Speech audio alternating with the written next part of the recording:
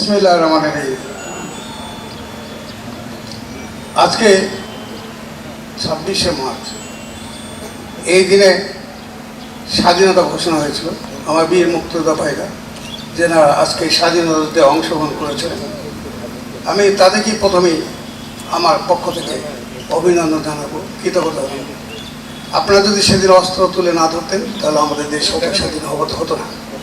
প্রিয় ভাই বোনরা আমার, আমরা সেদিনের সেই দিনের কথা আমি একটু স্মরণ করে দিতে চাই। সবাইকে আমার সালাম জানাচ্ছি, আসসালামু আলাইকুম। হিন্দু ভাইরা নমস্কার।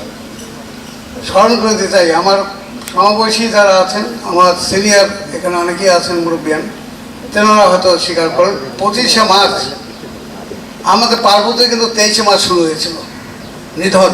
কি কথা ঠিক কিনা বলেন? 23শে মার্চ আমরা পার্বতীপুরে আমরা এর শিকার হয়েছিলাম, কিন্তু রাষ্ট্রীয়ভাবে সারা দেশব্যাপী 25শে মার্চ এটা চালু হয়েছিল। এখানে এই হওয়ার পিছনে একটা কারণ আছে, সেটা হলো এটা হলো অবাঙালি অধ্যুষিত এলাকা ছিল। সেই কারণে 2 দিন আগেই এখানে হয়েছিল। আমি শ্রদ্ধা জানাচ্ছি ওই 23শে মার্চ থেকে 25শে মার্চ পর্যন্ত যেসব ব্যক্তি জীবন দিয়েছেন এবং পরবর্তীতে মুক্তিযুদ্ধে অংশগ্রহণ করে যারা জীবন দিয়েছেন তাদের প্রতি শ্রদ্ধা জানাচ্ছি। আল্লাহ যেন তাদেরকে ব্যস্ত নসিব করেন। আমি সেই সাথে আপনাদেরকে যারা এখনো জীবিত আছেন, এখনো প্রজন্ম টু প্রজন্ম এটা চলবে। কেউ যদি চায় এই স্বাধীনতা যুদ্ধকে মিথ্যাভাবে অন্যভাবে উপস্থাপিত করবে, এটা হবে না।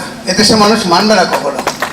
আমি চাই আপনাদের কাছে অনুরোধ করব, প্রজন্ম থেকে প্রজন্ম যেন এই স্বাধীনতার কথা, স্বাধীনতা ঘোষণার কথা এবং সব কিছু উঠে আমরা যাতে একসাথে সবাই ঐক্যবদ্ধভাবে আগামী দিনগুলোতে কাজ করতে পারি, আল্লাহ যেন সে তৌফিক দান করেন। আমি কৃতজ্ঞ আপনাদের কাছে। আপনাদের ভোটে আমি এবার নির্বাচিত হয়েছি। আমার এইখানে অনেকে আছেন যাদের সঙ্গে স্কুলে পড়াশোনা করেছি, আমার কলেজ মেট, স্কুল মেট অনেকে আছেন এখানে। অনেকে 1 বছর সিনিয়র, অনেকে 2 বছর সিনিয়র, অনেকে 3 বছর সিনিয়র, অনেকে আছেন 1 বছর 2 বছর জুনিয়র।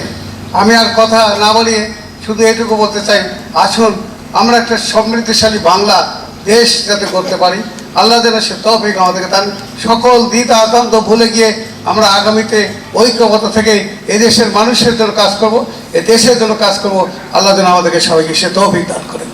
আমি আর কথা না বলিয়ে আপনাদের সবার সুস্বাস্থ্য মঙ্গল কামনা করছি। সবাইকে ধন্যবাদ জানাচ্ছি। আল্লাহ হাফেজ। আসসালামু আলাইকুম ওয়া রাহমাতুল্লাহি ওয়া বারাকাতুহু। হিন্দু ভাইদের নমস্কার।